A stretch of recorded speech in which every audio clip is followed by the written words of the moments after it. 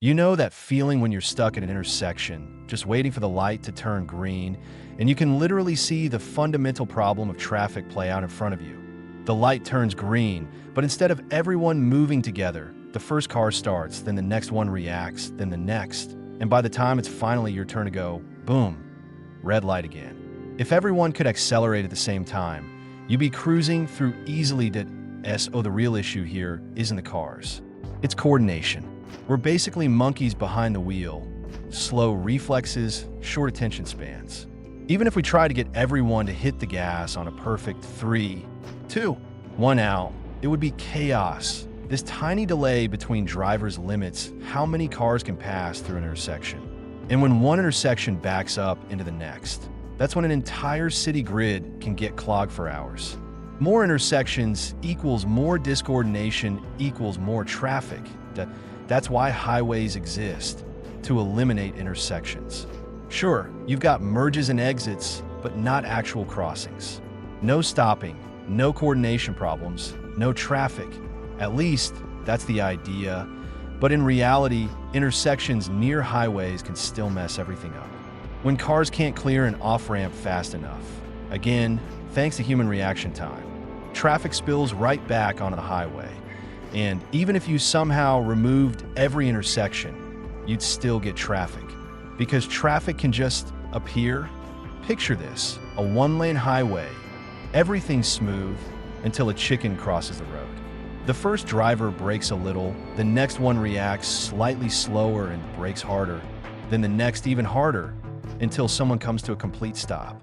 Now all the cars behind have to slam their brakes too to be by the time the chicken's long gone. It's left behind a phantom intersection, a traffic jam with no visible cause. That's why you sometimes sit for hours thinking, there must be a terrible accident up ahead, only for the road to suddenly clear up.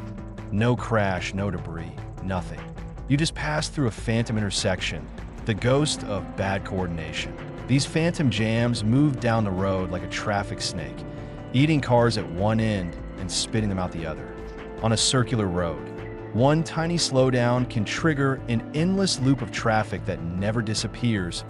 If every driver could speed up and space out at the same time, it would vanish instantly. But again, monkeys can't coordinate. So the traffic snake lives forever on highways. These traffic snakes grow if more cars get eaten than released. They shrink if more get out than in, and they die only when the last driver accelerates before the next has to stop. And on multi-lane highways, you don't even need a chicken to start chaos. One impatient driver swerving between lanes too closely can cause a chain reaction that creates traffic lasting miles and hours. So, how do we stop this? Well, surprisingly, you can make traffic better just by changing how you drive. Your goal as a driver should be to keep equal distance from the car ahead and behind you at all times.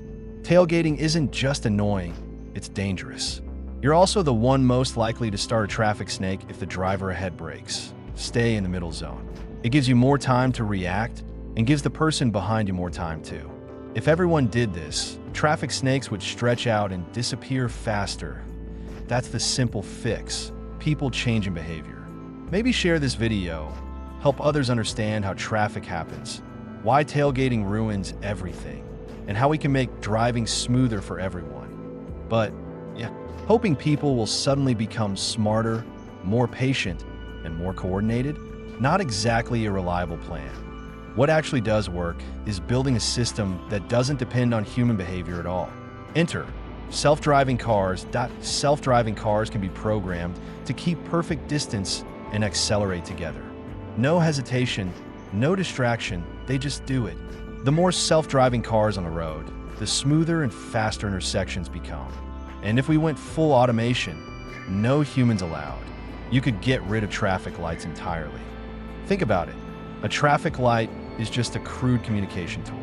Red means stop, it's our turn, and green means, okay, now you go. But self-driving cars can communicate at the speed of light. They don't need traffic lights, they just coordinate flawlessly. In the end, the best intersection is no intersection. And the best solution to traffic? No more monkeys driving cars.